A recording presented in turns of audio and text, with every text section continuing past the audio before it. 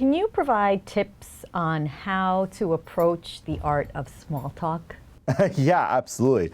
And you're right, most people skip over small talk these days.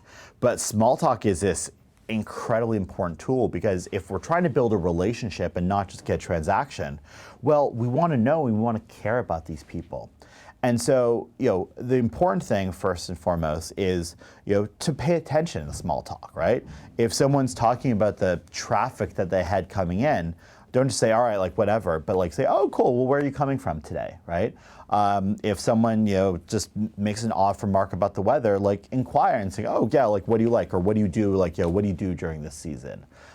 So to be able to show that you actually care about that person, right? Why are they in this line of work? When you're sharing information around weekend plans, on a Friday afternoon, well, dig in and kind of actually be interested in what they're doing that weekend. Don't just kind of say it as like just a social norm. But then, most importantly, capture that information, right? Again, information storage is pretty much free these days. So make a point of capturing all that information because you'll never know how you can leverage that later on.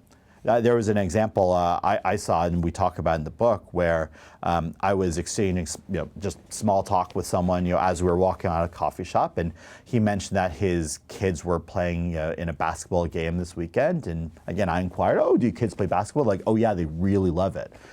Okay, well, instead of writing a normal, boring thank you note, $10 on Amazon and a basketball with a gift note, showed up at his house the next day, right? It showed that I care about him and I know about him and I'm thinking about him as a person, not just as someone I wanted to hire. How do you then build that into something deeper, something more authentic? How do you take it then to the next level? Yeah, and so from there, there's definitely that art of question asking, right?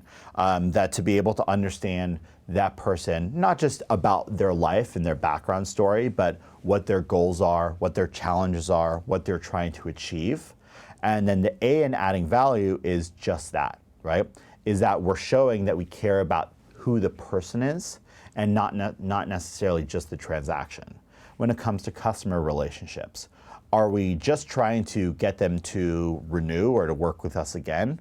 Or do we truly want their business to be successful and we'll find as many opportunities for that business to be successful?